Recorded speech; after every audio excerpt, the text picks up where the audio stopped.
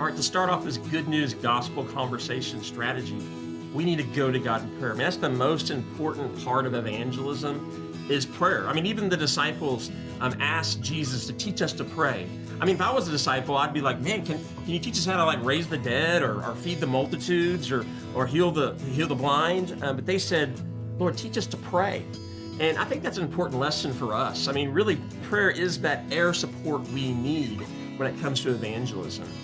Back in the early 90s, there was this war called Operation Desert Storm, and man, it was almost over in a day when the foot soldiers went in, but because there was air support for 40 days and 40 nights, dropping strategic bombs on targets, some military targets. I don't think even one Iraqi aircraft got off the ground because they were just decimated from the air. And so I think that's an important thing to think about. This air support is just crucial when it comes to evangelism. And not only that, you know, I get really nervous when it comes to sharing the gospel. I'm just fear that comes in as well. And I encourage you to let that fear and nerves take you to your knees and say, Lord, I need you in this. You know, salvation is a work of the Spirit, and it's important that you know that. And so that being said, you know, I always have this quote that says, without God, there is no God. You know, I know that's mind-blowing. But listen, if God doesn't do it, then God didn't do it.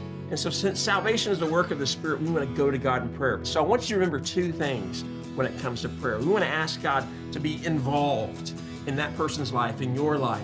But also you want to ask that God would give you opportunities to share. And I got to say, when you are asking for opportunities, you see them everywhere. It's kind of like if you ever get like a new vehicle or something like that, you all of a sudden see them on the road everywhere. It's not that they weren't there before, it's just you weren't looking for them. And so I want to encourage you to ask God to give you opportunities, and you'll see them all over the place, I promise you that. And also I encourage you, just write down 1 or 2 or 3 names and pray for those people with laser-like focus. Man, maybe write it in your Bible or somewhere you can see it. Maybe put it on a mirror or on your nightstand or whatever. But just remind yourself to pray for that person and just see how God works. Maybe it's when you're at church in your small group, or maybe you want to set an alarm on your phone that goes off like once a day to remind you to pray for that person, or do a prayer walk, or go through your contacts on your phone and just figure out who you need to pray for when it comes to salvation. And so I'll end with this. James 5:16, it says, the prayer of a righteous person is powerful and effective. And so before we even go anywhere else, we want to know we need to go to God in prayer.